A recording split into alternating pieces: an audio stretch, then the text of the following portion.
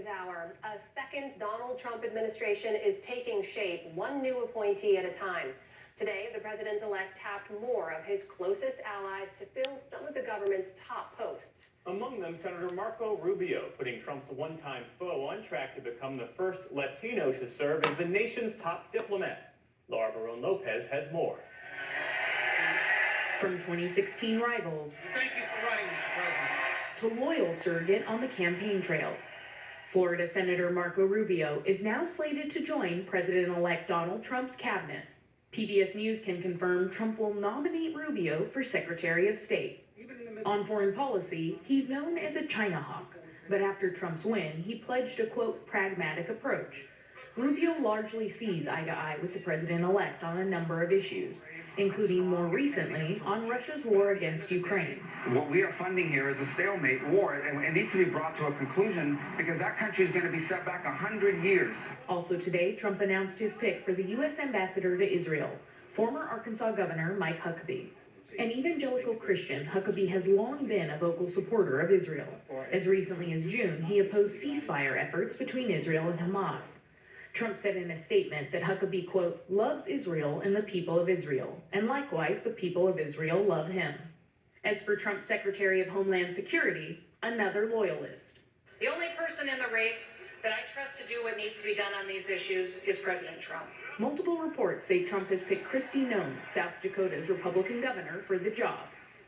Like Rubio, Noem stumped for Trump on the campaign trail and was herself an early contender to be his running mate. Noem has echoed Trump's anti-immigration rhetoric, and she, along with Trump's so-called border czar, will be critical to fulfilling a top campaign promise, mass deportations on day one.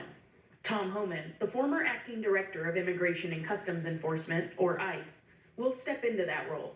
On Fox News last night, he sent a stark message to all undocumented immigrants. If you're in the country illegally, be shipped to your country, absolutely not. When you enter this country illegally, you have committed a crime. You are a criminal, and you're not off the table. One by one, the positions are filling out. But still, the House of Representatives hangs in the balance with more than a dozen races too close to call.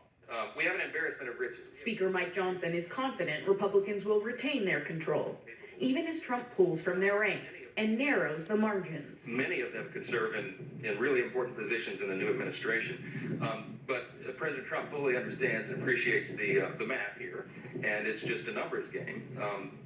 We believe we're going to have a larger majority than we had last time. One of those appointees is New York Representative Elise Stefanik, picked to be the U.S. ambassador to the United Nations. She's a staunch defender of Trump, dating back to his first impeachment. Trump today named three-term Florida Representative Mike Waltz as his national security advisor, leaving another House seat up for grabs. Waltz is a retired Army National Guard officer who served multiple tours in Afghanistan, and like Senator Rubio, another China hawk. And Lee Zeldin, a former representative from New York, was chosen to lead the Environmental Protection Agency. He has little to no experience in environmental issues, but he'll be critical in Trump's pledge to dismantle the EPA's climate rules. So day one and the first 100 days, we have the opportunity to roll back regulations that are forcing businesses to be able to struggle. Advancing America First policies is one of the reasons why President Trump got elected. For the PBS NewsHour, I'm Laura Barone Lopez.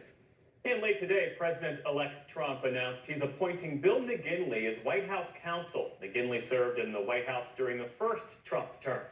And Mr. Trump announced another major selection, John Ratcliffe, as the director of the CIA.